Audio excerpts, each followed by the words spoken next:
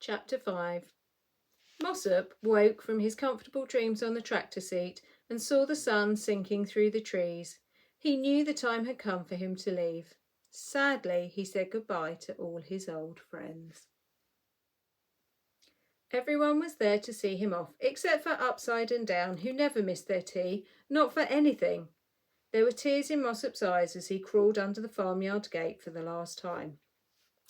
Mossop, oh Mossop, I nearly forgot. Farmer Rafferty says to be sure you go and see him before you leave, just to say goodbye. He won't shout at me again, will he?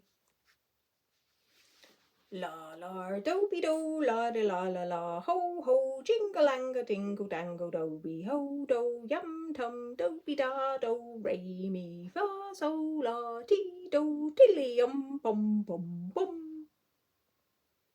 Of course he won't, said Captain. He's happy again now. You can hear him singing. Mossop made his way across the vegetable patch, in and out of the run of bean sticks, and up to the back door. He pushed the door open and padded down the hallway to the kitchen, where old Farmer Rafferty was sitting with his feet warming in the oven. Excuse me, Mr. Rafferty, but Captain says you wanted to see me before I went, said Mossop. I haven't got any excuses, Mr. Rafferty. I tried my best, but I'm just not the cat I was. It's age, Mr. Rafferty. Old age. Well, I'll be on my way now. Goodbye, Mr. Rafferty. Goodbye? What do you mean, goodbye? You can't leave. There's not a cat in the world to touch you.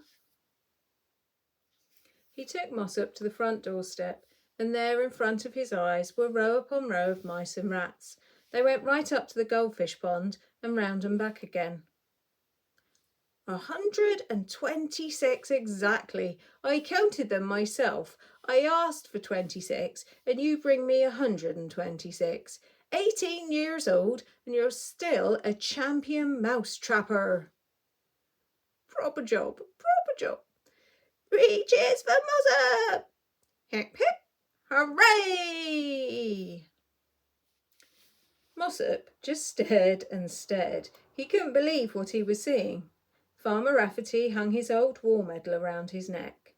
My military medal, this is, present from one soldier to another, and I've no one else I'd rather give it to. You're a brave old cat, and I'm proud of you. Off you go now, back to the farmyard. Farmer Rafferty went back inside the house, shaking his head and muttering to himself. Mutter, mutter, mutter. At that very same moment, all the mice and rats jumped to their feet and brushed themselves down. Then, one by one, they stole off into the darkness until they were all gone. But how did you do it? Simple, Mossop, old son. Peace treaty. Albertine's idea. Genius, that goose. Made them an offer they couldn't refuse.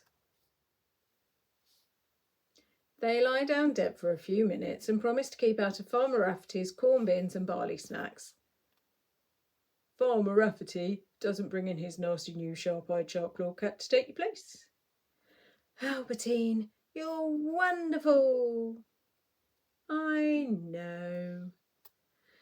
And in return, we keep our old Mossop that everyone loves and who's so old and slow he could hardly catch a cold.